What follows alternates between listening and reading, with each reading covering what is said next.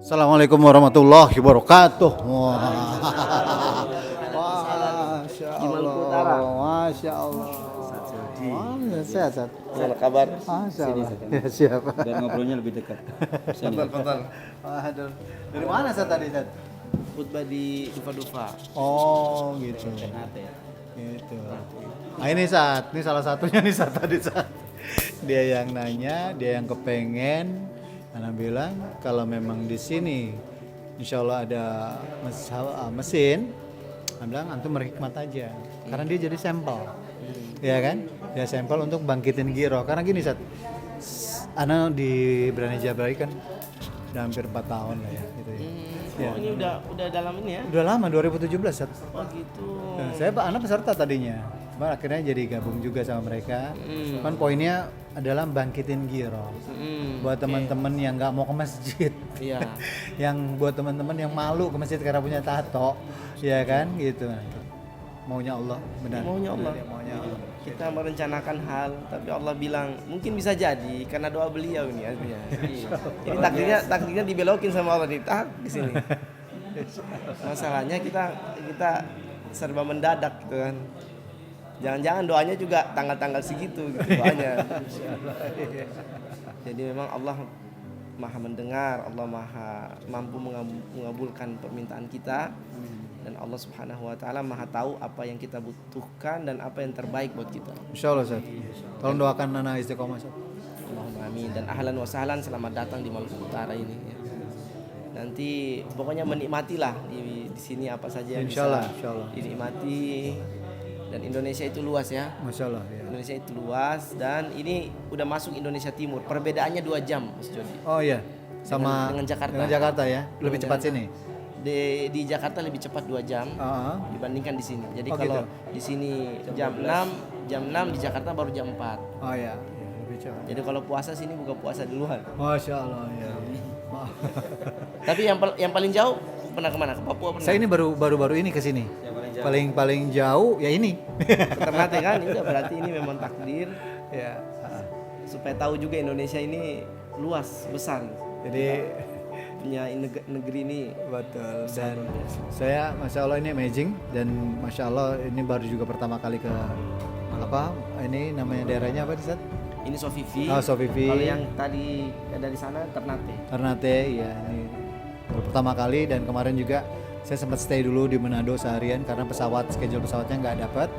Jadi hanya ada hari ini. Masya Allah, alhamdulillah Allah mudahkan saya bisa berangkat kemari. Ini balik kapan, Mas Jody?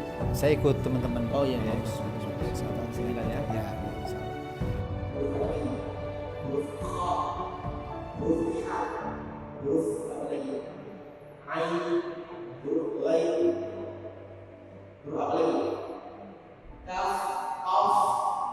Semua huruf yang kemudian keluar suaranya dari belakang lidah itu induknya adalah huruf alif. Jadi dalam bahasa alif lam mim, karena seluruh huruf hijaiyah itu memiliki 3 induk. Induk yang pertama itu huruf alif yang mewakili semua huruf yang keluar dari lidah, di belakang lidah. Kemudian yang kedua huruf lam. Nah, huruf lam ini induk dari semua huruf hijaiyah yang keluar dari lidah. Yang keluar dari lidah. Jadi ada huruf lam, ada huruf ta, ada huruf ta, ada huruf apa ini? Ja, ada huruf apa ini? Sa, sya, bo, bo. Jadi huruf-huruf yang muncul yang keluarnya dari lidah itu induknya adalah huruf lam. Kemudian huruf mim. Nah, huruf mim ini huruf hijaiyah yang kemudian berinduk dari huruf atau suara yang keluar dari bibir. Ya, ada 2 huruf. Pertama huruf mim, dan itu huruf ba. Nah, jadi alif lam mim itu mewakili seluruh daripada induk-induk huruf hijaiyah yang mana dari huruf-huruf hijaiyah ini akan tersusun kata-kata bahasa Arab yang kemudian dari kata-kata bahasa Arab ini tersusun kalimat-kalimat yang dari mana kalimat inilah yang Allah Subhanahu wa taala susun ayat-ayat Al-Qur'an wahyu-wahyu daripada Al-Qur'an. Jadi kenapa mulai Al-Baqarah itu dari alif lam mim? Karena 3 huruf ini adalah induk daripada Al-Qur'anul Karim yang mana Allah turunkan wahai bangsa Arab melalui lisan nabinya Muhammad SAW, yang mana Al-Quran ini merupakan mukjizat dari Allah Subhanahu wa taala. Kemudian Allah mulai di ayat yang kedua, "Dzalikal kitabu la raiba fihi." Itulah kitab Al-Quran yang tidak ada keraguan di dalamnya. Artinya tidak ada kitab yang ditulis di dunia ini kecuali pasti punya kekurangan, pasti punya kesalahan, pasti ada keraguan, pasti diperdebatkan. Tapi Allah bilang Al-Quran ini tidak ada keraguan, tidak ada kesalahan, dan kemudian kebenarannya adalah 100%, tidak bisa diperdebatkan. Al-Quran bilang cari satu kesalahan dalam Al-Quran, kalau ada ditemukan satu kesalahan maka Al-Quran dikatakan salah semua. Afala yatadabbaruna al-Quran walau kana min indi ghairillah lawajadu fihi ikhtilafan katsiran. Tidaklah mereka mentadabburi Al-Quran, andaikan Al-Quran itu ada banyak kesalahan bukan dari sisi Allah, maka pasti banyak kesalahan.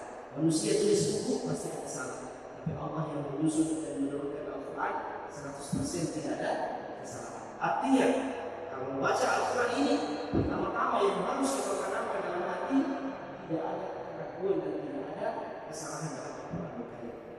Maka insya Allah dengan cara membaca seperti itu, kita akan dapat hidayah seperti yang kita minta di dalam surat Al-Fatihah. Ihdinas siratal mustaqim. Dzalikal kitabu la raiba fihi hudan lil muttaqin, sebagai hidayah bagi orang-orang yang bertakwa. Siapa saja mereka? Alladzina yu'minuna bil ghaibi, yaitu mereka-mereka yang beriman kepada hal-hal yang gaib yang Allah wajibkan dalam Al-Quran untuk diimani. Hal-hal yang gaib ini, jamaah yang dirahmati Allah, adalah hal-hal yang ada walaupun tidak terlihat mata. Hal-hal yang gaib itu hal-hal yang ada tapi dia tidak terlihat mata. Contohnya sekarang kita di masjid, kita ada istri ada di rumah. Berarti dalam bahasa Arab saat ini kita ada istri yang di rumah, itu mereka gaib. Mereka gaib, mereka tidak ada tidak bersama dengan kita orang. Karena dulu kita sekolah di madrasah Adiyah yang ada di sini, yang sekolah madrasahnya Abna Ufairan. Kalau guru absennya fulan Muhammad Malik hadir, fulan lagi hadir, sebut Ustaz Irwan Kamsoa, itu kalau Ustaz Irwan terada di kelas gaib. Artinya apa? Ustaz Irwan gaib dalam kelas, tapi sebenarnya dia ada dalam kamar, sakit misalkan, atau tertidur misalkan, atau memang sengaja tak masuk kelas misalkan Ustaz. Maka gaib itu sebenarnya ada, tapi tidak bersama kita orang dan tidak terlihat saat ini di mata kita. Artinya apa? Allah bilang beriman kepada Allah Subhanahu wa taala. Walaupun tidak bisa dilihat mata, tapi sama-sama Allah itu ada. Allah bilang lagi beriman kepada malaikat. Malaikat itu ada, tapi tidak bisa dilihat oleh mata. Apalagi Allah bilang beriman kepada kitab-kitab. Saat ini yang kita orang lihat hanyalah kitab Al-Quran, kitab Injil, Zabur, Taurat ada, tapi kemudian saat ini tidak terlihat oleh Al-Quran. Beriman kepada apa lagi? Para nabi dan rasul. Kita belum pernah menggunakan Nabi Muhammad, belum pernah menggunakan nabi dan rasul yang lain, tapi kita beriman kepada mereka karena mereka adalah ada di zaman di mana Allah utus. Kita beriman kepada hari akhir juga, hari kiamat. Hari kiamat ada surga, ada neraka, ada mahsyar, ada mizan, ada hisab, ada sirat. Semuanya kita beriman, walaupun kita meyakini, walaupun kita belum pernah lihat dengan mata kita. Ada, semua itu ada. Maka gaib itu bukan berarti tidak ada, tapi gaib itu ada, hanya saja tidak terlihat oleh mata kepala manusia. Ada orang-orang ateis bilang begini, Ustaz, saya tak percaya Tuhan. Kenapa tak percaya Tuhan? Karena saya belum pernah lihat Tuhan. Karena saya belum pernah lihat Allah Subhanahu wa taala. Sekarang kita tanya lagi orang-orang ateis, sekarang kita tanya orang ateis, sekarang kira-kira pernah lihat otak katakan? Pertanyaan otak katakan. Orang ateis bilang, kalau otak kita belum pernah lihat. Tapi otak ini dalam kepala yang belum pernah lihat. Berarti kalau moni hanya beriman kepada yang dilihat oleh mata kepala, berarti sama saja moni bilang moni terada. Terada apa? Terada otak. Karena kalau orang-orang ateis bilang kita hanya percaya kita lihat, sama saja orang bilang kita enggak ada. Nah, kemudian walladzina yu'minuna alladzina yu'minuna bil ghaibi wa yuqimuna as-salata wa mimma razaqnahum yunfiqun. Mereka orang-orang yang beriman juga, kemudian orang-orang yang dapat hidayah juga, orang-orang yang mendirikan salat. Jadi kalau mau hidayah itu awet, maka jaga salat. Kemudian kalau mau hidayah itu Allah jaga, rajin bersedekah, rajin berinfak. Dan infak yang paling mulia itu infak kepada keluarga, baru infak kepada yang lain-lain. Kemudian walladzina yu'minuna bima unzila ilaik, mereka juga yang beriman kepada apa yang diturunkan kepada Muhammad. Wa ma unzila min qablik wa bil akhirati hum yuqinun. Mereka juga beriman kepada apa yang diturunkan kepada nabi-nabi sebelummu dan terhadap akhirat mereka yakin. Yakin ini artinya sudah tidak ada keraguan, sama dengan kita yakin kita pasti mati. Dan ini kalau saya mau tanya, semua ini pasti mati atau tidak? Pasti mati. Apakah kita ragu kita akan mati? Kita tidak ragu, kita pasti mati. Maka yakin dalam Al-Quran itu levelnya atau derajat atau tingkatannya seperti kita yakin kita itu akan mati. Tidak ada keraguan. Jadi Allah bilang dalam ayat yang lain, wa'budu rabbaka hatta ya'tiyakal yaqin. Sembahlah Tuhanmu Allah Subhanahu wa taala sampai datang kepadamu keyakinan. Keyakinan di sini tafsirnya adalah kematian. Kemudian ulaika ala hudan min rabbihim wa ulaika mereka itulah yang dapat hidayah sesuai dengan yang kita minta. Al-Fatihah ini masalah mustaqim. Maka ini jawabannya. Ulaika mereka itulah ala hudan min rabbihim wa ulaika humul muflihun. Mereka itulah yang akan dapat hidayah dan mereka akan sukses masuk ke dalam surga. Kemudian Allah bilang dalam ayat selanjutnya, innal ladzina kafaru sawa'un 'alaihim la anzartahum am lam tunzirhum la yu'minun. Allah bilang sesungguhnya orang-orang yang tak dapat hidayah adalah mereka-mereka yang kufur atau kafir di sini. Dalam tafsir disebutkan ada empat macam. Jadi kekafiran itu ada empat macam. Mudah-mudahan kita semua terbebas dari apa ini. Yang pertama yang disebut dengan kufur inkar. Pertama kufur inkar. Yang kedua adalah kufur apa? Kufur inad. Yang ketiga adalah kufur juhud. Yang keempat adalah kufur nifaq. Jadi kekafiran itu ada empat macam. Yang pertama kufur inkar. Kufur inkar itu adalah orang yang tidak beriman kepada Allah dan Nabi Muhammad, tidak masuk ke dalam Islam, tidak punya iman kepada Al-Quran, karena memang dia belum tahu sama sekali. Jadi dia belum tahu sama sekali. Dia belum pernah dengan Allah, dia belum pernah dengan Nabi Muhammad, dia belum tahu juga agama Islam. Jadi orang yang disebut dengan kufur inkar adalah orang yang memang sama sekali belum tahu Islam, belum pernah dengan agama Islam. Jadi orang yang seperti ini disebut dengan kufur inkar, karena dia tak tahu, dia ingkar. Kemudian kafir yang kedua adalah kufur juhud.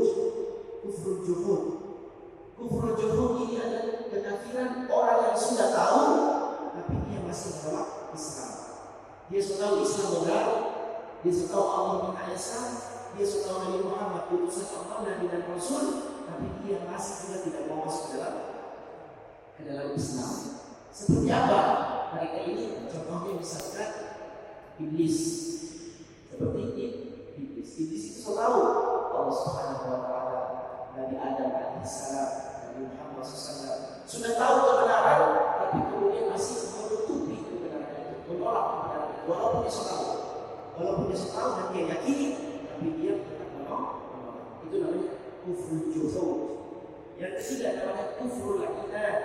Kufur inad ini adalah orang yang sudah tahu dan mengatakan dengan lisannya itu benar, Islam benar, tapi dia tak masuk Islam. Seperti siapa? Rasulullah SAW. Rasulullah punya paman. Rasulullah punya paman. Itu namanya kufur inad. Saya balik lagi di kufur juhud. Di kufur juhud ya. Kufur juhud. Kufur juhud.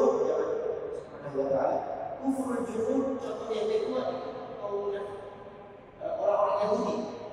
Kufur juhud itu orang-orang Yahudi. Kufur juhud itu orang-orang Yahudi yang ketika Nabi Muhammad SAW hijrah ke Madinah, mereka melihat Nabi Muhammad SAW, mereka lihat ciri-ciri Nabi Muhammad SAW, dan ciri-ciri itu ada dalam kitab suci mereka di Taurat. Ciri-ciri Nabi Muhammad dari ujung rambut sampai ujung kepala, mereka semua tahu. Bahkan Allah bilang dalam Al-Quran, ya'rifunahu kama ya'rifuna abna'ahum. Mereka kenal Nabi Muhammad sebagaimana mereka mengenal anak-anak mereka sendiri. Jadi mereka orang Yahudi, mereka mengenal Nabi Muhammad sama dengan mereka mengenal anak-anak mereka sendiri. Kira-kira perkara kemudian kita kenal itu di mana? Masjid Dirar, Al-Quran itu disebut masjid Dirar. Dia bangun masjid, tapi masjid itu justru untuk memecah belah kaum muslimin. Dia bangun masjid, tapi masjidnya justru untuk memecah belah kaum muslimin. Dia bangun masjid aja itu, dia bangun masjid, tapi kemudian masjid itu dijadikan sarana Islam untuk memecah belah kaum muslimin, untuk memecah belah bangsa. Akhirnya apa? Allah Subhanahu wa Ta'ala perintahkan Nabi Muhammad SAW dan para sahabat mendatangi masjid itu dan membakar masjid. Bayangkan kalau ada masjid-masjid yang kemudian berisi dalam hanya memecah belah umat, kemudian memecah belah bangsa, maka Nabi SAW akan membakar masjid seperti ini. Islam, kafir juhud, itu kafir yang sudah tahu tapi menutupi kebenaran Islam, kemudian menutupi kekafiran, sudah tahu dan mengatakan benar tapi tetap tidak masuk Islam. Kemudian yang keempat adalah kafir nifaq. Di lisannya Islam, di lisannya bilang Muslim, tidak beriman, tapi kita tidak menyimpan permusuhan terhadap kafir. Dan tokoh munafik itu ada tiga dalam masa Rasulullah. Abdullah bin Ubay bin Salul ini belum ketua yang paling tinggi. Yang kedua adalah namanya Al-Ja'd bin Qais. Yang ketiga adalah siapa? Bashir bin Muttalib. Mereka bertiga inilah kalau bahasa itu pentolan ya, atau pengusaha kaum munafikin. Jadi benar jadi pelajaran. Jadi benar kita keluar dari tipe-tipe yang seperti ini. Kalau kita masuk keluar dari apa macam ini, maka insyaallah kita akan termasuk orang yang selamat di.